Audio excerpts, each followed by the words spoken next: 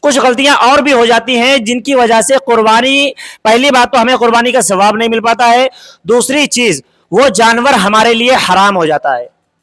وہ جانور کا گوشت ہمارے لیے حرام ہو جاتا ہے۔ اب وہ غلطیاں کیا رہتی ہیں؟ جیسے کہ قربانی کے جانور، جب قربانی کا جانور ذبح کرے، جو انسان ذبح کر رہا ہو اس کو یہ تکبیر پڑھنا ہے، یعنی بسم اللہ پڑھنا ضروری ہے، بسم اللہ اللہ اکبر کہنا۔ جو انسان چھری پھیرے گا، جانور کے اوپر جو انسان چھری چلائے گا، اس انسان کو اپنی زبان سے، یہ نہیں کہ آپ نے دل میں کہہ لیا، اپنی زبان سے بسم اللہ اللہ اکبر کہنا ضروری ہے، لازمی ہے۔ اگر کوئی انسان نہیں کہہ پاتا ہے، مثال کے طور پہ آپ نے جانور کو گرانے کے چکر میں، جلد بازی میں آپ نے چھری پھیر دی اور آپ بسم اللہ اللہ اکبر نہیں کہہ پائے، تو پھر وہ جانور آپ کے لیے حلال نہیں ہوگا، پھر وہ مردار ہے، آپ کے لیے حرام ہے، وہ استعمال میں کوئی بھی انسان استعمال نہیں کرتا مسلمان اس کو۔ تو اس بات کا خاص طور پہ خیال رکھیں کہ جو انسان قربانی کے جانور پر چھری پھیرے اس کو پہلے بسم اللہ اللہ اکبر پڑھنا، ویسے تو بسم اللہ الرحمن الرحیم پڑھا جاتا ہے، لیکن جانور جب قربان کریں گے وہاں پر آپ کو بسم اللہ الرحمن الرحیم نہیں پڑھنا ہے، کیونکہ بسم اللہ کچھ جگہوں پر پڑھنا فرض ہوتا ہے، کچھ جگہوں پر پڑھنا سنت ہوتا ہے، اور کچھ جگہ پر بسم اللہ پڑھنا مستحب ہوتا ہے، اور کچھ ایسی بھی جگہ ہوتی ہیں جہاں پر بسم اللہ پڑھنا حرام ہوتا ہے۔ مثال کے طور پہ اگر کوئی آپ غلط کام کر رہے ہیں،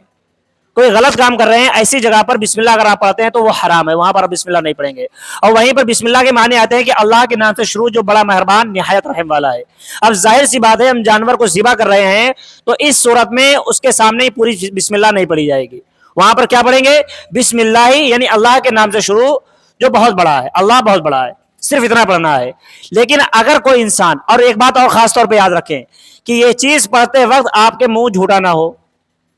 آپ کا منہ جھوٹا نہیں ہونا چاہیے، کیونکہ اکثر کسائی وغیرہ دیکھے جاتے ہیں جو بکرا وغیرہ کاٹنے یا بھینس وغیرہ کاٹنے والے ہوتے ہیں، وہ چھری پھیرتے ہیں تو ان کے منہ میں گٹکا، پان، تمباکو وغیرہ دبا رہتا ہے، اور وہ کہتے ہیں ہم نے من میں پڑھ لیا،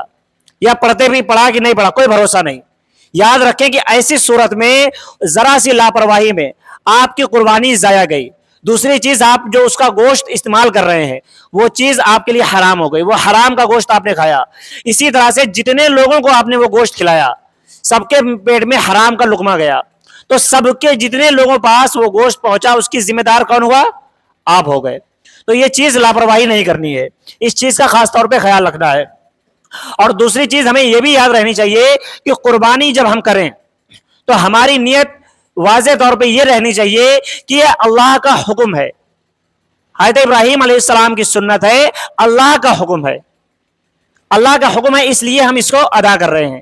اس میں یہ نیت نہ ہو کہ لوگ ہماری قربانی کو دیکھیں، ہمارا بکرا بڑا ہے اس کو دیکھیں، یا ہم بڑا پڈا لے کر آئے، بڑا جانور لے کر آئے، ہماری تعریف ہو۔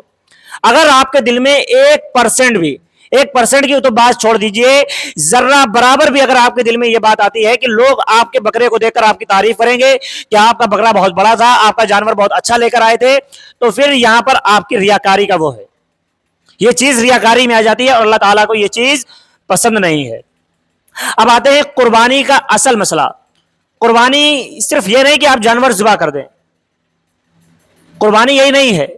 بلکہ قربانی کے ساتھ میں ہمیں اپنی حسد، اپنے اندر قربانی جب جانور ذبح کریں صرف جانور نہیں ذبح کرنا ہے، بلکہ اپنے اندر کی تمام برائیوں کو بھی ذبح کرنا ہے، ختم کرنا ہے۔ اپنے اندر ایک دوسرے کے لیے جو ہم نے حسد پال رکھی ہے، کینہ پال رکھا ہے، ایک دوسرے کے لیے بغض بنا رکھی ہے، اس کو بھی ختم کرنا ہے، اس کو بھی قربان کرنا ہے۔ ایک دوسرے کے لیے جو دشمنی بنا رکھی ہے اس کو بھی قربان کرنا ہے۔